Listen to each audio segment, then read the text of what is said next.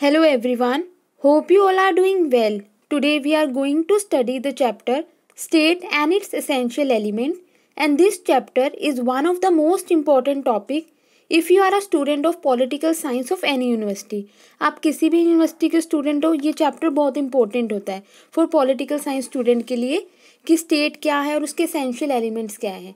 कि अब आप अगर पॉलिटिकल साइंस के स्टूडेंट हो तो आप ये नहीं बोलोगे हरियाणा, पंजाब और ये हिमाचल ये स्टेट्स के अंदर है, ये इंडिया की फेडरल यूनिट्स है. पर पॉलिटिकल साइंस स्टूडेंट को ये पता होना जरूरी है कि स्टेट बनता कैसे है, वो स्टेट के अंदर 4 एलिमेंट्स कौन से हैं जो उसे एक स्टेट बनाते हैं. और अगर आप इंटरनेशनल एरिना में रिप्रेजेंट करते हो तो आप क्या कहोगे, India is a state, USA is a state, क्योंकि उसके पास वो 4 एलिमेंट्स है. वो आज हम डिस्कस करेंगे वो 4 एलिमेंट्स कौन से हैं. देखो, मैंने फर्स्ट सेमेस्टर के स्टूडेंट्स के लिए सीरीज स्टार्ट करी थी जिसके अंदर आज से मैंने कितने मंथ्स हो गए, मार्च अप्रैल में स्टार्ट करी थी, जिसमें मैंने फर्स्ट और सेकंड चैप्टर डिस्कस करा था. उसके बाद मैंने स्टॉप करके सेकंड सेमेस्टर के पढ़ाना शुरू कर दिया था. फिर मेरे पास बड़े सारे स्टूडेंट्स के मैसेजेस और कमेंट्स आए कि इस सीरीज़ को दोबारा स्टार्ट करो, सिर्फ 2 ही चैप्टर डाले गए हैं. इसलिए मैंने सोचा कि मैं इसको कंप्लीट कराऊं for the first semester student के लिए, अगर आप कोई भी यूनिवर्सिटी के स्टूडेंट हो. क्योंकि जो कमेंट्स आए हैं सिर्फ मेरे पास पंजाब यूनिवर्सिटी, पंजाबी यूनिवर्सिटी या गुरु नानक देव जी यूनिवर्सिटी के नहीं आए, इसमें बिहार यूनिवर्सिटी के स्टूडेंट्स भी थे, कुछ लखनऊ यूनिवर्सिटीज़ के, हिमाचल यूनिवर्सिटी के भी. तो मैंने सोचा कि मैं इस सीरीज़ को स्टार्ट करूँ और कंप्लीट करूँ इन चैप्टर्स को. तो आज हम डिस्कस कर लेते हैं कि स्टेट क्या है और इसे हम सॉवरन ऑर्गेनाइजेशन क्यों बोलते हैं. देखो, सबसे पहले जो स्टेट होती है वो 4 एलिमेंट से बन के तैयार होती है. वो 4 एलिमेंट्स आज हम इस चैप्टर में डिस्कस करेंगे, जिसके अंदर आपका पॉपुलेशन आता है कि एक फिक्स पॉपुलेशन होनी चाहिए, गवर्नमेंट होनी चाहिए लोगों को रन करने के लिए, ठीक है, जो इस पॉपुलेशन को रन करने के लिए गवर्नमेंट होनी चाहिए, सोवरेनिटी होनी चाहिए और एक पक्की टेरिटरी भी होनी चाहिए जिसके अंदर ये एग्जिस्ट कर रही है स्टेट. ठीक है, ये इसके हो गए 4 एलिमेंट. पर स्टेट आई कैसे? देखो, जब इंडिया में क्या हुआ, इंडिया नहीं, हम पूरे यूनिवर्स की अगर बात करें, 4 लोग आए धरती पे या 10 लोग आए, उन्होंने रहना स्टार्ट करा. वो कहते हैं एक अनऑर्गेनाइज सोसाइटी में हम रह रहे हैं, हम किसी को भी मार के खा जाते हैं, वो अनसिविलाइज लोग थे, इस तरीके के थे. तो उन्होंने क्या करा कि कोई ऑर्गेनाइजेशन नहीं थी, उन्होंने कहा कि हम एक कबीले का एक राजा बना देते हैं और वो हमारे को गवर्न करेगा. तो यहाँ से हमने क्या करा, कंसेप्ट हमारा शुरू होता है.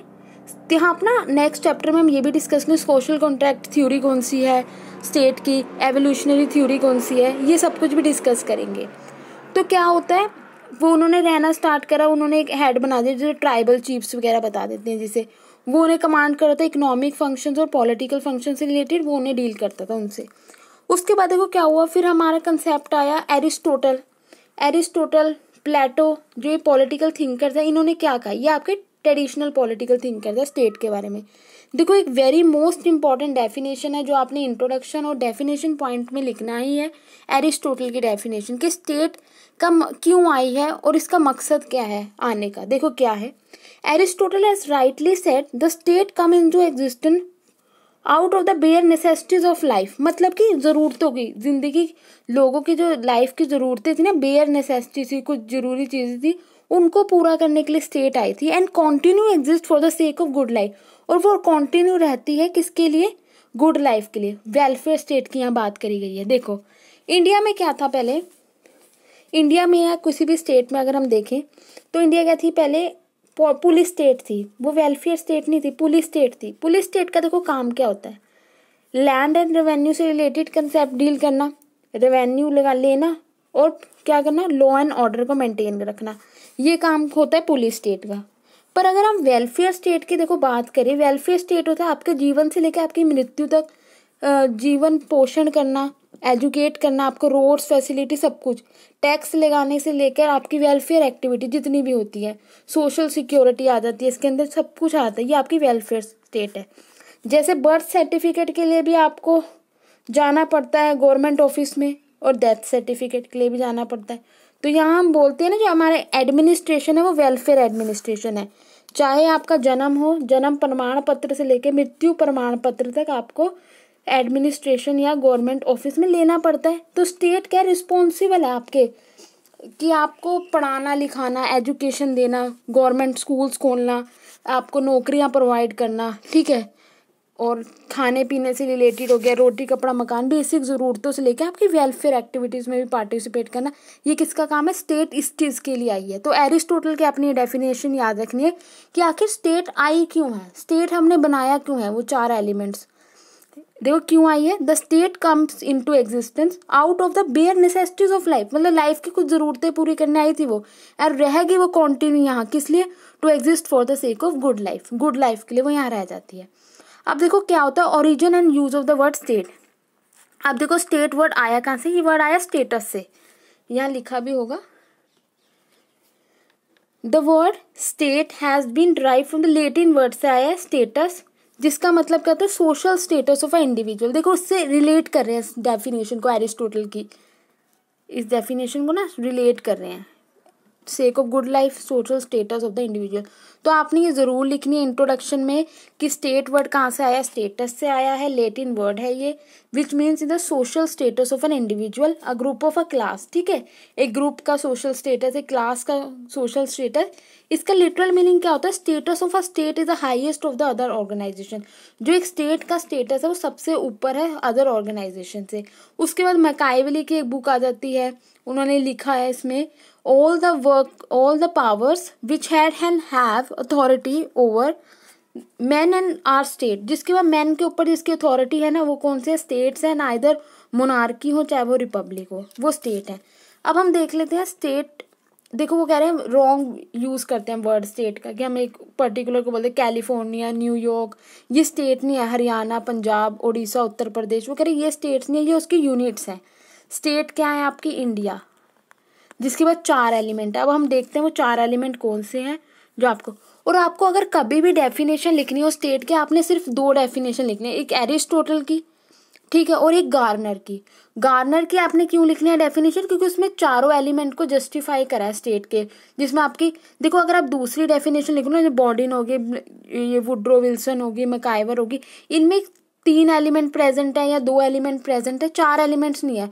जैसे आप अगर गार्नर की डेफिनेशन लिखोगे, टीचर को पता लग जाएगा स्टूडेंट ने पढ़ के पेपर दिया, समझ के दिया है, ठीक है, आपको दूसरे स्टूडेंट से ऊपर एज मिलेगी। वो गार्नर की डेफिनेशन देखो लास्ट में होती है, हाँ ये देखो ये रही गार्नर की definition. The states as a concept of political science. देखो क्या कह रहे हैं, जो स्टेट है वो किसका कंसेप्ट है? पॉलिटिकल साइंस का है एंड पब्लिक लॉ का है। Is a community of person. को किसकी कम्युनिटी है? लोगों की कम्युनिटी है। देखो इसमें पॉपुलेशन आ गया। पहले आप ना वो जो एलिमेंट अपने ध्यान में रखो, 4 एलिमेंट कौन कौन से है? पॉपुलेशन है, टेरिटरी है, गवर्नमेंट है, थर्ड एलिमेंट, और फोर्थ है सोवरेनिटी। ठीक है, ये 4 एलिमेंट है इसके।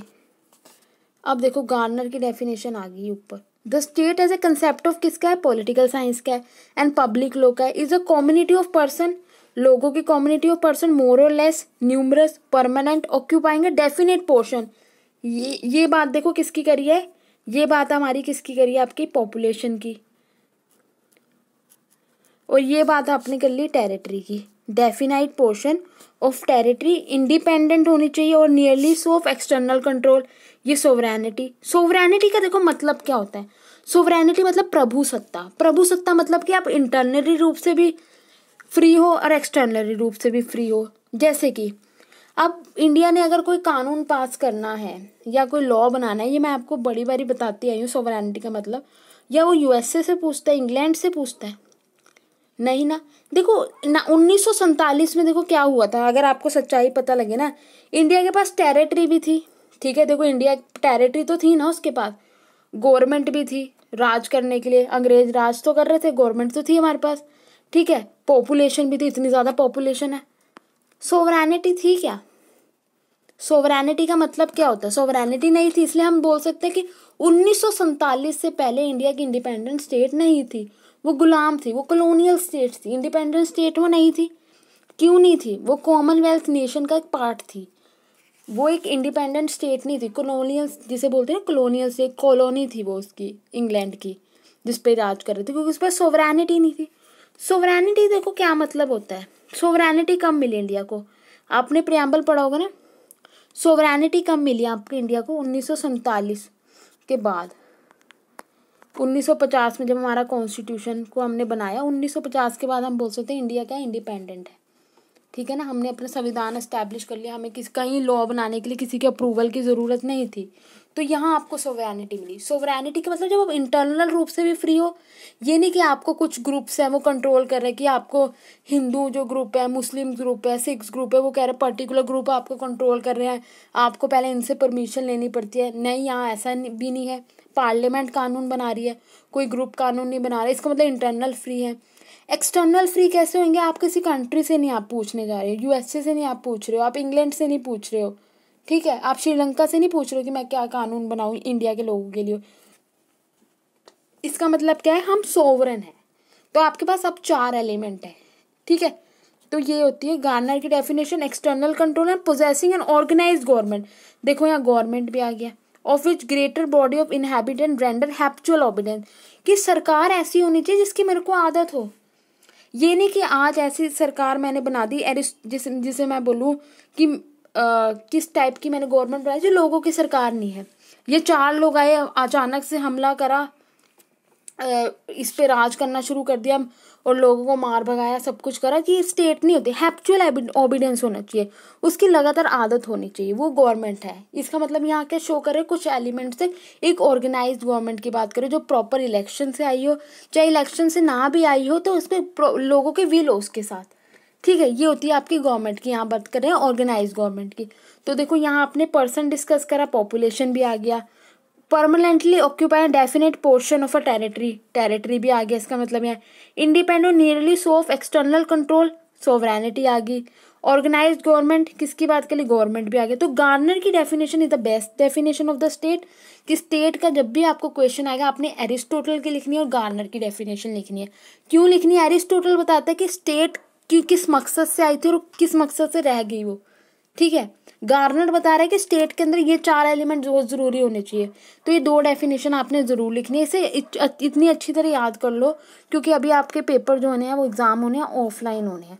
तो देखो ये याद आप लोगों को टिप्स पे होनी चाहिए गार्नर और एरिस्टोटल की। कि आपसे कोई पूछे कि स्टेट क्या है? State come into existence for the bare necessities of life and continue exist for the good life. Continue रह गई वो किसके लिए? गुड लाइफ के लिए। गुड लाइफ का मतलब देखो क्या है? वेलफेयर स्टेट है। अगर आप समझ के पढ़ोगे ना तो आपको ये याद रखने की जरूरत नहीं, कि गार्नर की डेफिनेशन को आपने लिख के याद रख लेना, ठीक है। ये फर्स्ट ईयर के जो स्टूडेंट है उन्हें पता होना चाहिए। उसके बाद देखो एसेंशियल एलिमेंट्स क्या है स्टेट के। एक देखो एलिमेंट्स हैं, आपसे कभी भी पेपर में पूछें अगर एलिमेंट्स पे क्वेश्चन लिखो, 18 मार्क्स का क्वेश्चन आ जाता है। तो एक आते हैं आपने एसेंशियल तो लिखने ही लिखने हैं, साथ में नॉन एसेंशियल भी लिखने हैं। एसेंशियल आपको 4 पता ही होने चाहिए। नॉन एसेंशियल होते हैं कुछ हैं, वो 5-6 हैं, थोड़े बहुत वो लिखने होते हैं। थोड़ा एग्जाम में थोड़ा ज़्यादा मार्क्स अगर लेना चाहते हो, वैसे अगर एसेंशियल भी लिखोगे ना तो भी टीचर आपको अच्छे नंबर देता है। तो एसेंशियल एलिमेंट्स है जो मेन एलिमेंट्स हैं, ठीक है। उसके बाद देखो क्या है, क्योंकि यूनिवर्सिटीज वाइज डिफर करता है और कॉलेजेस वाइज डिफर करता है, पर पंजाब यूनिवर्सिटी के जो स्टूडेंट है जो वहाँ एसेंशियल एलिमेंट ज़्यादा रोल प्ले करता है। नॉन एसेंशियल भी लिख सकते हो आप, पर एसेंशियल आपको पता होना चाहिए, ठीक है। एसेंशियल एलिमेंट्स कौन कौन से? पॉपुलेशन है, जैसे बताया आपको पहले, पॉपुलेशन आ गया। फिक्स टेरिटरी होनी चाहिए, पक्की एक टेरिटरी होनी चाहिए। ये भी नहीं कि लैंड बहुत छोटी है या लैंड इतनी बड़ी है कि हम कंट्रोल नहीं कर सकते। फॉर एग्जाम्पल लोग हमारे पास है नहीं रहने को और लैंड इतनी ज़्यादा है कि अब मैं कैसे उस पर कंट्रोल, बाहर वाले क्या कब्जे कर लेंगे लैंड पे आके, कब्जे कर लेंगे, फिर ये तो लूट के खा जाएंगे, ऐसा हो जाएगा ना फिर। इसलिए क्या है, फिक्स टेरिटरी होनी चाहिए। ना टेरिटरी ज़्यादा बड़ी होनी चाहिए, ना टेरिटरी इतनी छोटी भी नहीं होनी चाहिए टेरिटरी कि लोगों पर रहने की जगह नहीं है, वो घुस घुस के रह रहे हैं, ठीक है। पॉपुलेशन ना इतनी कम होनी चाहिए कि पॉपुलेशन है ही नहीं, तो वो कैसे लोग अपना डेवलपमेंट करेगी वो कंट्री जहाँ पॉपुलेशन ही नहीं है, ठीक है। ना पॉपुलेशन इतनी ज़्यादा होनी चाहिए, डेवलपमेंट पॉसिबल ही नहीं हो सकती। जैसे इंडिया है, यहाँ जनसंख्या इतनी ज़्यादा है कि जनसंख्या कंट्रोल के लिए बिल लेके आना पड़ता है, ठीक है। क्यों कह रहे हैं कंट्रोल करो पॉपुलेशन? रिसोर्सेज कम है, पॉपुलेशन ज़्यादा होगी तो सबके पास इतने बेनिफिट नहीं उठा पाएंगे, गरीब गरीब रह जाएगा, अमीर अमीर हो जाएगा। तो पॉपुलेशन भी कंट्रोल होनी चाहिए, टेरिटरी भी फिक्स होनी चाहिए, गवर्नमेंट भी ऑर्गेनाइज होनी चाहिए। ये नहीं कि आज गवर्नमेंट दूसरी है, कल गिर गई, परसों कोई और आ गई गवर्नमेंट, तो ये ऐसे नहीं होती। सोवरेनिटी होनी चाहिए, प्रभुसत्ता होनी चाहिए, जिसमें हम बोलते हैं इंटरनल और एक्सटर्नल सोवरेनिटी की बात करते हैं, ठीक है। उसके नॉन एसेंशियल आ जाते हैं, जिसमें जैसे आपके पर्सनल एलिमेंट है, physical element, political and spiritual element, ठीक है। अब हम देख लेते हैं पॉपुलेशन। साइज देखो क्या बोला गया, साइज कितना होना चाहिए। प्लेटो बोलते हैं अपनी एक डेफिनेशन में बुक के अंदर, ग्रीक फिलोसोफर है प्लेटो। सबसे पहले आपने देखा पॉपुलेशन का एक फर्स्ट इंपॉर्टेंट एलिमेंट है स्टेट का, because we can not think of the existence of the state without population. हम स्टेट को पॉपुलेशन के बिना कभी देख ही नहीं सकते। अगर जहाँ लोग ही नहीं होंगे तो वो स्टेट क्या होगी, तो पॉपुलेशन है। All the political scientists without an exception have recognized population as a necessary characteristics है स्टेट का। साइज कितना होना चाहिए पॉपुलेशन का, देखो कितना होना चाहिए size. According to doctor Garner the state is an assemblies of more और less of numerous, sorry for the pronunciation, अगर प्रोनाउंसिएशन थोड़ी गलत होगी वो तो देख लेना, ठीक है। देखो ग्रीक फिलोसोफर थे प्लेटो, वो बोलते हैं कितना फिक्स होना चाहिए head, 5040 heads of population necessary for a ideal state, कि अगर एक आइडल स्टेट आपने बनानी है तो कितनी पॉपुलेशन जरूरी है, वहाँ 5040 हेड्स होने चाहिए पॉपुलेशन के, ठीक है। रूसो एडवोकेट करते हैं डायरेक्ट डेमोक्रेसी हो सकती है इनमें। डायरेक्ट डेमोक्रेसी जैसे आपने सेकंड सेमेस्टर में पढ़ा था कि लोग डायरेक्टली पार्टिसिपेट करते हैं इलेक्शन में और अपना रिप्रेजेंट चूज कर लेते हैं, ठीक है, ये होता है डायरेक्ट डेमोक्रेसी। तो रिप्रेजेंटेटिव डेमोक्रेसी नहीं होती, डायरेक्ट में होता है कि वो खुद ही अपने लिए जब कानून वगैरह बनाने शुरू करते तो ये डायरेक्ट डेमोक्रेसी होती है। ये थोड़ी पॉपुलेशन में पॉसिबल है। इनडायरेक्ट डेमोक्रेसी तो इंडिया में हम रिप्रेजेंटेटिव डेमोक्रेसी भी जिसे हम बोलते हैं वो क्या है, इंडिया में है। तो देखो साइज क्या है जो पॉपुलेशन का, वो ना ज़्यादा होना चाहिए ना बिल्कुल कम होना चाहिए। For example China is a popular state with 141 crore people, India rank second to China, ठीक है। इन मैनी स्टेट ये बता रहे हैं कि कितना होना चाहिए, रीजनेबल होनी चाहिए पॉपुलेशन, हमेशा क्या होनी चाहिए आपको पता होना चाहिए, रीजनेबल होनी चाहिए, ना ज़्यादा ना कम, कि डेली नीड्स हैं जो लोगों की वो पूरी हो सके। The population should not be so small that it becomes impossible for them to defend the boundary. अगर कम होगी तो बाउंड्रीज को कैसे डिफेंड करेंगे, इतनी बड़ा एरिया है, पॉपुलेशन इतनी सी है सिर्फ, ये तो बाउंड्रीज खतरे में, बाहर के लोग आके अटैक कर लेंगे। तो पॉपुलेशन ना ज़्यादा होनी चाहिए ना कम होनी चाहिए, ठीक है। कॉम्पोजिशन ऑफ पॉपुलेशन में आप लिख सकते हैं कि हर तरीके के लोग रहते हैं, हर रिलीजन के लोग रहते हैं इसके अंदर। अब जैसे इंडिया का अगर हम एग्जाम्पल लें तो यहाँ हिंदू मुस्लिम सिख ईसाई सारे रहते हैं। यहाँ हर क्लास के लोग रहते हैं, upper class middle class lower class रहते हैं, हर कास्ट के लोग रहते हैं यहाँ, हर स्ट्रेटा के लोग यहाँ रहते हैं, ठीक है। तो हर रिलीजन के लोग हैं, तो हम बोल सकते हैं ये हर लैंग्वेज के लोग हैं। तो कॉम्पोजिशन ऑफ पॉपुलेशन क्या मिक्सड होना चाहिए। तो 3 टाइप्स ऑफ पर्सन होते हैं पॉपुलेशन में, एक सिटीजन्स होते हैं, एक सब्जेक्ट्स होते हैं, एक एलियंस होते हैं। सिटीजन्स कौन होते हैं, देखो people in a state who are its member in जो सिविल एंड पॉलिटिकल राइट्स, ठीक है। जो स्टेट के अंदर एक्टिवली पार्टिसिपेट करते हैं वो सिटीजन होते हैं। ये आपने जरूर लिखना है कि पॉपुलेशन में कितने लोग होते हैं, 3 तरह के लोग होते हैं, एक सिटीजन्स होते हैं, एक सब्जेक्ट्स होते हैं और एक एलियंस होते हैं, ठीक है। सिटीजन्स कौन होते हैं, वो लोग होते हैं जो एक्टिवली पार्टिसिपेट कर रहे हैं। सब्जेक्ट्स कौन होते हैं, people in a state who do not participate in the administration but they obey the orders, ठीक है। Safe guards and their interest को अपने सेफ गार्ड ओबे वगैरह करते हैं, ये ऑर्डर, ये होते हैं आपके सब्जेक्ट, जिन्हें पहले बोलते प्रजा गुलाम, जिन्हें ये वर्ड्स यूज होते थे इनके लिए पहले।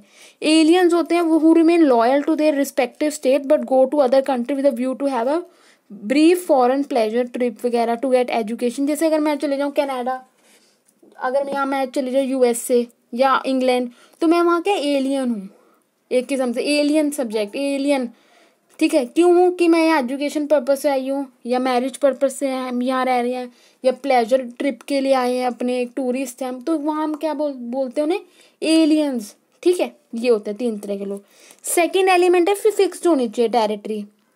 फिक्स टेरिटरी का मतलब क्या है कि ना ज़्यादा टेरिटरी सबसे पहले होती है, ये एक लैंड नहीं होती है, इसमें टेरिटरी में क्या आता है आपका वाटर भी आता है, एयर भी आता है और स्काई भी आता है। अगर आपको थोड़ा मैं नॉलेज अगर प्रोवाइड करूँ तो आपका 12 नॉटिकल माइल्स तक क्या होता है, वाटर तक इंडिया की क्या है, उसकी क्या होती है, इंडिया की टेरिटरी हम बोलते हैं कि इंडिया का पानी में है ये। हमारी सबमरीन्स आपको अगर याद हो, सबमराइन्स होगी, ठीक है, ये रहती हैं पानी के अंडर, तो ये है, इसलिए बोलते हैं वाटर पे भी होती है। एयर कुछ हद तक ऊपर तक एयर भी हमारी है, ठीक है। लैंड स्काई, तो हम ये बोल सकते हैं लैंड को ही नहीं हम टेरिटरी बोलते हैं, वाटर भी टेरिटरी होती है। कुछ ऐसे हमारे राज्य जो पानी के बीचों बीच है या पानी के बिल्कुल पास है, तो हम कहते हैं एयर स्काई वाटर भी टेरिटरी में आते हैं। सबसे पहली बात अपनी ये लिखनी है। इसके अंदर कुछ एक्स्ट्रा चीज़ें भी दे रखी होती है। सबसे पहले आपने बताना है, देखो 12 miles from the sea coast, ये देखो वही बताई जो मैंने आपको डिस्टेंस, वही वाली बात है, ship bearing the flag of a state whatever be its location will be regarding as the territory of the state whose flag, जिस शिप का उस पर फ्लैग होता है वो उसकी स्टेट की टेरिटरी कहला रही है, उस स्टेट की शिप कहला रही है, अगर वो कहीं भी हो। ठीक है, यहाँ शो कर रहे हैं हम टेरिटरी। सबसे पहले आपको मतलब लिखना टेरिटरी में कि मीनिंग क्या होता है टेरिटरी। टेरिटरी सिर्फ लैंड नहीं होती, एयर स्काई भी है, वाटर भी है इसके अंदर। ठीक है, उसके बाद देखो क्या है, साइज कितना होना चाहिए, ना ज़्यादा छोटी होनी चाहिए ना ज़्यादा बड़ी होनी चाहिए। ठीक है, ये होता है साइज इसका। अब देखो कि नेचर कैसा होना चाहिए टेरिटरी का। अगर टेरिटरी में देखो अगर फर्टाइल नहीं है वहाँ की लैंड और रिच माइंस नहीं है मिनरल्स की, तो उनके वो बाहर से वो चीज़ें लेनी पड़ेगी, तो वो टेरिटरी बेकार है। अगर एरिया वो ऐसा है कि फर्टाइल लैंड नहीं है, वहाँ आप क्रॉप्स वगैरह नहीं लगा सकते, पर बाय गॉड ग्रेस इंडिया क्या है, बिल्कुल फर्टाइल है वहाँ की लैंड, आप किसी भी तरह की यहाँ क्रॉप्स वगैरह ग्रोन कर सकते हो, और हमारे पास का रिच रिसोर्सेज है, माइंस है। तो नेचर टेरिटरी का होनी चाहिए, फर्टाइल होनी चाहिए। और बाउंड्रीज कैसी होनी चाहिए, अब देखो दो तरह की बाउंड्रीज होती हैं, अगर आप देखो ना, एक होती है नेचुरल बाउंड्रीज होती है आपकी, और एक होती है आर्टिफिशियल बाउंड्रीज। नेचुरल बाउंड्रीज देखो कौन सी होती है, अगर आपकी जो बाउंड्रीज है कवर किससे, पेड़ पौधों से है, माउंटेन से है, रिवर से है, ये नेचुरल बाउंड्रीज होती है। आर्टिफिशियल बाउंड्रीज कैसी होती है, अगर दूसरे देश के बॉर्डर लग रहे हैं, वो कह रहे हैं कि इंडिया पाकिस्तान के साथ लग रहा है, वो कहते हैं कश्मीर अब मेरा है, उसका है, ये कश्मीर के पीछे लड़ रहे हैं। ठीक है, ये क्या है, आर्टिफिशियल बाउंड्रीज होगी। यहाँ चाइना और इंडिया की लड़ाई है अरुणाचल प्रदेश के पीछे, वो कह रहा है अरुणाचल प्रदेश मेरा है, इंडिया कह रहा है मेरा है। ठीक है, तो यहाँ लड़ाई होती है, ये क्या होता है कि आर्टिफिशियल बाउंड्रीज है, पर इंडिया का है, अरुणाचल प्रदेश भी और कश्मीर भी इंडिया का है। ठीक है, अब क्या होता है, ये होती है आपकी आर्टिफिशियल बाउंड्री। नेचुरल बाउंड्रीज क्या, पेड़ पौधे माउंटेन हो, ये नेचुरल बाउंड्रीज है, कोई अटैक, किसी का अटैक का डर नहीं, कितने माउंटेन से वो आएगा लड़के फटाफट। ठीक है ना, तो ये नेचुरल बाउंड्रीज होती है। तो किसके हम प्रेफर करते हैं, नेचुरल बाउंड्रीज को। आर्टिफिशियल बाउंड्रीज में है कि लड़ाई झगड़ा, अब देखो श्रीलंका और इंडिया के बीच में वो आ जाता है, समुंदर का गैप है।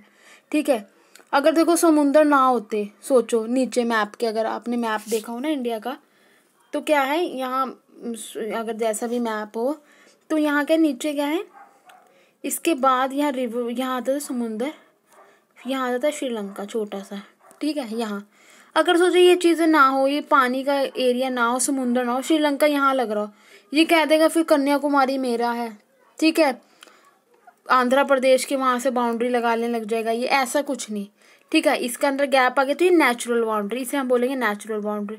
पर पाकिस्तान के बीच में कश्मीर आ रहा है और इंडिया के का हिस्सा है, तो ये कह रहा है ये थोड़ा हिस्सा मेरा है, यहाँ से पीओके वगैरह भी इसने ले रखा, देख सकते हो।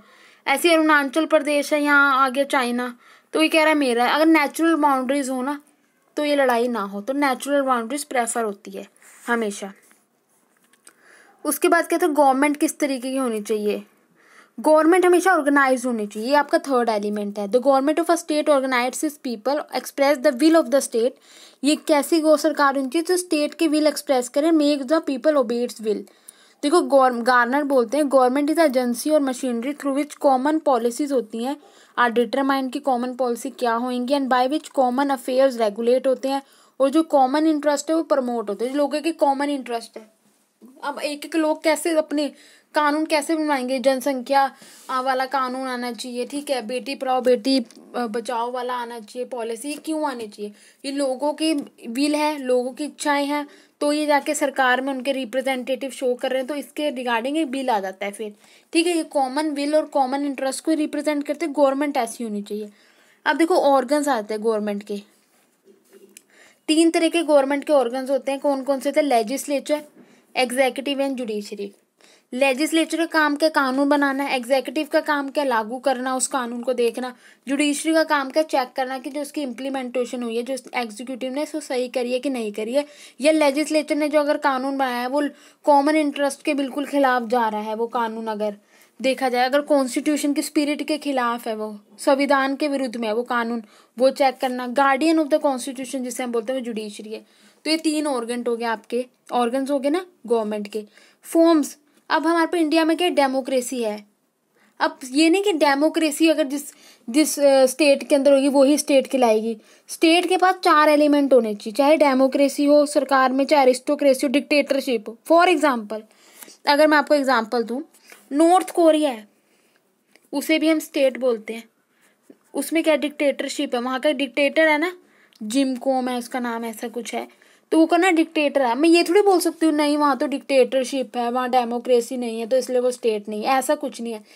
ये फॉर्म्स ऑफ गवर्नमेंट है, गवर्नमेंट किसी भी फॉर्म की भी हो, अगर 4 एलिमेंट मिल गए आपको तो वो स्टेट बन जाएगी आपकी, ठीक है। 4 एलिमेंट जिसके पास प्रेजेंट हुए वो से आपकी स्टेट है, ठीक है। जैसे आपके फॉर्म ऑफ गवर्नमेंट में मोनार्की, राजाशाही चल रही है, अभी भी मोनार्की होती है, जैसे कि एरिस्टोक्रेसी है, डेमोक्रेसी है, ये आपके फॉर्म्स है गवर्नमेंट के। जैसे कि earlier Pakistan had military dictatorship थी, पहले पाकिस्तान के पास क्या थी, मिलिट्री की डिक्टेटरशिप थी। अब क्या है वहाँ, डेमोक्रेसी अब की बार वहाँ। तो पहले भी वो स्टेट ही थी ना, हम ये तो नहीं बोल सकते जिसके बाद डेमोक्रेसी नहीं होगी वो स्टेट नहीं होगी। कोई भी फॉर्म ऑफ गवर्नमेंट हो पर 4 एलिमेंट अगर आपके पास है, कौन कौन से, पॉपुलेशन हो, टेरिटरी हो, गवर्नमेंट हो, सवरेनिटी हो, तो वो क्या है, वो स्टेट है। उसके बाद देखो क्या है, अब है सोवरेनिटी, जो मोस्ट फोर्थ इंपॉर्टेंट जो आपका एलिमेंट है, लास्ट एलिमेंट है, वो क्या है, सोवरेनिटी। देखो सोवरेनिटी तो fourth most important element of a state, many scholars regarded sovereignty as a most important attribute of a state, most important attribute है स्टेट का। देखो सोवरेनिटी का मतलब supreme power of the state, ये आपने जरूर लाइन लिखनी है। सोवरेनिटी क्या है, सुप्रीम पावर है स्टेट की, जो उसे हाईएस्ट बनाती है, मोस्ट पावरफुल इंस्टीट्यूशन बनाती है। सोवरेनिटी 2 तरीके की होती है और आपने ये लाइन बहुत जरूर लिखनी है। 15 अगस्त 1947 से पहले इंडिया के पास 3 एलिमेंट थे, कौन कौन से, पॉपुलेशन, टेरिटरी और गवर्नमेंट। ये लाइन आपने हमेशा लिखनी है, ये याद रख लो। Before 15 August 1947 India had 3 elements थे स्टेट के, कौन कौन से, पॉपुलेशन, टेरिटरी थी, गवर्नमेंट थी, but it does not possess sovereignty. पर उसके पास क्या नहीं थी, सोवरेनिटी नहीं थी। क्यों नहीं थी सोवरेनिटी? सोवरेनिटी देखो 2 तरीके की होती है sovereignty, internal sovereignty, external sovereignty, ठीक है। इंटरनल सोवरेनिटी क्या होती है, by internal sovereignty it implies supreme power of the state which regulate the life of all people जो उस टेरिटरी के अंदर रह रहे हैं, और अदर ऑर्गेनाइजेशन, जो उस ऑर्गेनाइजेशन आप कोई भी उस टेरिटरी में खोलते हो तो उसके ऊपर कंट्रोल रख रखा, लोगों के ऊपर, ऑर्गेनाइजेशन के ऊपर। फॉर एग्जाम्पल आज कोई भी एनजीओ खोल देते हैं इंडिया के अंदर, कोई भी एनजीओ आप ओपन कर दो, तो ये थोड़ी है वो सरकार के विरुद्ध अगर कोई भी एक्टिविटीज कर रहे हैं, या मैंने ये बोलना शुरू कर दिया इंडिया बेकार स्टेट है, आप इसे छोड़ दो, मेरे पे देशद्रोह का केस चल जाएगा। क्यों चल जाएगा? क्योंकि मैं स्टेट के अगेंस्ट बोल रही हूँ, तो उसकी सोवरेनिटी के अगेंस्ट बोल रही हूँ, उसकी सुप्रीम पावर के अगेंस्ट बोल रही हूँ। तो आज इंडिया के इंटरनली भी फ्री है, आप इंडिया के अगेंस्ट नहीं बोल सकते हो, ठीक है। इंटरनल सोवरेनिटी मतलब कि आपके अंदर अंदर जो आपकी टेरिटरी के अंदर जो लोग हैं, आप उसके अंडर नहीं हो, उनके अंडर काम नहीं कर रहे हो, आप उनके लिए कर रहे हो, उनके द्वारा कर रहे हो। पर ये नहीं है कि वो आप इंडिया के अगेंस्ट बोलने लग जाए, ठीक है। आप सरकार के अगेंस्ट बोलो, गवर्नमेंट के अगेंस्ट कितने लोग बोलते हैं, बीजेपी बेकार है, कांग्रेस बेकार है, आम आदमी पार्टी बेकार है, ये सारे लोग बोलते हैं, अपनी अपनी मिसकंसेप्शन अगर जिसको भी जो भी है वो बोलते हैं। पर अगर आप ये थोड़ी बोल सकते हो इंडिया बेकार है, जो बोलेगा फिर उस पर क्या है, देशद्रोह का नारा, देशद्रोह ही चल जाता है ना, उस पर केस चल जाता है। तो इंटरनल सोवरेनिटी मतलब आप अंदर रूप से अपने लोगों के द्वारा ऑर्गेनाइजेशन आपको कंट्रोल नहीं कर रही है एक पर्टिकुलर, तो ये इंटरनल सोवरेनिटी, ठीक है। एक्सटर्नल सोवरेनिटी बाहर के जो स्टेट्स हैं वो नहीं इंडिया को कंट्रोल करे। फॉर एग्जांपल यूएसए हो गया, लंदन, इंग्लैंड कंट्रियाँ हो गया, आपकी जर्मनी हो गई, ये नहीं, हम इनसे पूछ के कानून नहीं बना रहे हैं, या हम इनके अंडर नहीं है, तो ये एक्सटर्नल सोवरेनिटी, ठीक है। ये इसी का मतलब है ना, किसी ऑर्गेनाइजेशन इंटर बाहर वाली। अब आता है आपके पास कंक्लूजन। अब नॉन एसेंशियल एलिमेंट्स भी आप देख लो, यूनिटी होनी चाहिए, एकता होनी चाहिए, ठीक है। ऑल कॉम्प्रिहेंसिव मतलब कि ऑल द पीपल और groups of people come with in jurisdiction of a supreme power of the state.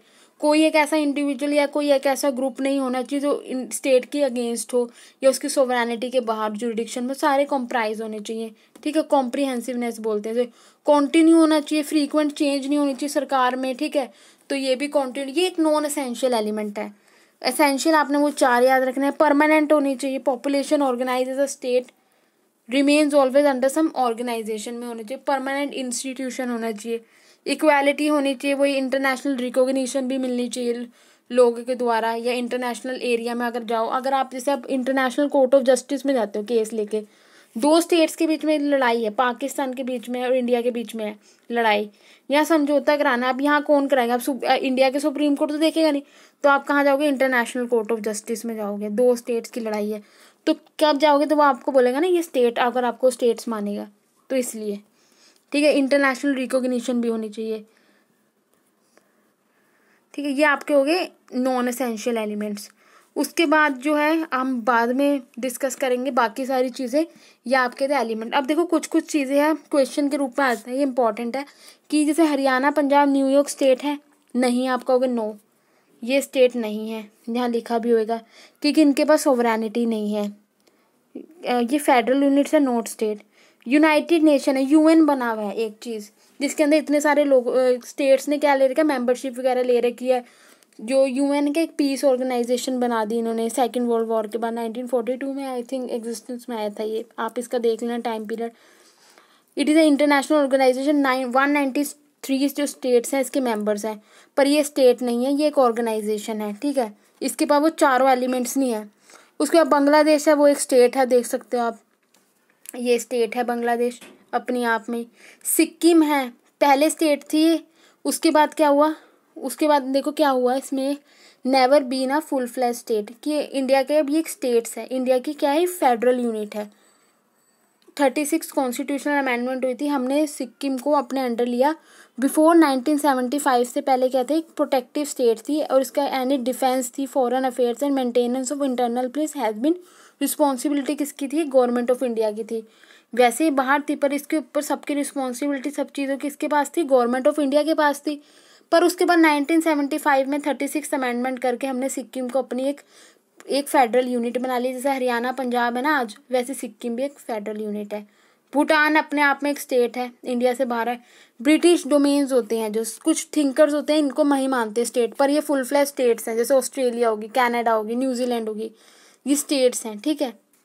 इनके पास फुल सोवरेनिटी है। देखो अब इजराइल भी स्टेट है।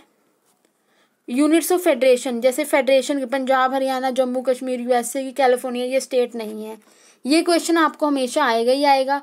ऐसे अभी कभी कभी तो 2 मार्क्स में आता है, शॉर्ट में आ जाता है, ठीक है, ये आता ही आता है। ये आप कैसे आता है, ऐसे लॉन्ग में ऐसे आएगा, 18 मार्क्स का क्वेश्चन होएगा ना, ऐसे पूछेंगे discuss essential elements of states question mark, फिर एक छोटा क्वेश्चन इसके साथ आ जाता है 7+ ऐसे है ना मार्क्स को डिवाइड करके, is Punjab Haryana is a state, तो आपने एक्सप्लेन करना होता है। फिर आपने जो अपने एलिमेंट्स लिखे होते हैं उससे जस्टिफाई करना होता है कि पंजाब हरियाणा स्टेट है, ये फेडरल यूनिट्स है, क्यों है, इसके पास सोवरेनिटी नहीं है, ठीक है। सोवरेनिटी क्यों नहीं है, एक्सटर्नली और इंटरनली फ्री थोड़ी है, पार्लियामेंट के अंडर आ रही है, इंडिया की फेडरल यूनिट है इसलिए, ठीक है। उसके बाद दिल्ली है, ये भी एक यूनियन टेरिटरी भी और एक स्टेट भी है, पर ये क्या है, एक इंडिया की फेडरल यूनिट है, ये स्टेट नहीं है। एज ए इंटरनेशनल रिकॉग्निशन में हम ये नहीं बोलेंगे दिल्ली इज अ स्टेट, ये अपने आप में कोई कंट्री थोड़ी है ये, ठीक है। ये एक फेडरल यूनिट। कॉमनवेल्थ क्या होते हैं, देखो ये भी क्वेश्चन आता है हमेशा कि जो कॉमनवेल्थ की कंट्रीज होती हैं, स्टेट होती हैं। देखो कॉमनवेल्थ ये एक एसोसिएशन है सॉवरन स्टेट का, विच वर अर्लियर ब्रिटिश एम्पायर, जो एक ब्रिटिश की जो कॉलोनीज होती थी ना, उन्हें हम कॉमनवेल्थ कंट्रीज बोलते थे। जैसे कि इंडिया तो थी, ये भी ब्रिटिश की कॉलोनी थी, तो ये भी कॉमनवेल्थ में आ गई, ठीक है। जो जो जिसको उसने गुलाम बना रखा था ना ब्रिटिशर्स ने अपना, तो वो उसे कॉमनवेल्थ बोलते हैं, ठीक है। This association was called British Commonwealth, but after India become independent, देखो जब इंडिया इंडिपेंडेंट हुई, on the proposal of Pandit Jawaharlal Nehru, its name was change to Commonwealth हो गया, ठीक है। ब्रिटिश किंग और queen is the head of the इस organization के होते हैं, बट ही और she does not have a special power concerning Commonwealth. जो मेंबर होते हैं ना इस नेशन के कॉमनवेल्थ के, वो कौन सी मेंबर होते हैं of this organization, free will होती है, and they can leave this membership whenever they desire so. तो अभी हम बोल सकते हैं जो मेंबर स्टेट है ना कॉमनवेल्थ के, वो सॉवरन स्टेट है, ठीक है। वो क्या है, सॉवरन स्टेट है। आपने ये पैरा ऐड हमेशा करना ही करना है उसके अंदर, कि कैसे ब्रिटिश की जो कॉलोनीज होती हैं हम उसे बोलते थे कॉमनवेल्थ। फिर उसके बाद पंडित जवाहरलाल नेहरू ने प्रपोजल दिया, उसका नाम चेंज हो जाता है। उसके बाद क्या होता है आपका पास इंडिया फर्स्ट, सारे जो फॉरेन जो कंट्रीज हैं वगैरह हैं, जितनी भी कंट्रीज हैं वो सॉवरन कंट्रीज हैं, तो इसलिए हम बोल सकते हैं फुल फ्लैश स्टेट है कॉमनवेल्थ। कॉमनवेल्थ भी फुल फ्लैश स्टेट है, ठीक है। तो आज हमने डिस्कस करा स्टेट क्या होते हैं, उसके एसेंशियल एलिमेंट्स क्या है, उसके नॉन एसेंशियल एलिमेंट्स क्या है, और कौन कौन से फेडरल यूनिट स्टेट्स हैं और कौन कौन से नहीं है, ठीक है। आपको अगर कोई भी डाउट होता है तो कमेंट सेक्शन में पूछ सकते हैं। और जो बाकी का बचा हुआ चैप्टर है कि डिफरेंस क्या है स्टेट और सोसाइटी के बीच में, स्टेट और गवर्नमेंट के बीच में, ये हम डिस्कस करेंगे अपनी नेक्स्ट वीडियो में। And thank you very much. अगर आपको वीडियो अच्छी लगी तो लाइक करना। अगर कोई भी डाउट होता है तो कमेंट सेक्शन में पूछ सकते हो। अगर आप चैनल पे न्यू हो तो चैनल को प्लीज़ सब्सक्राइब ज़रूर कर लेना। And have a nice day. Thank you.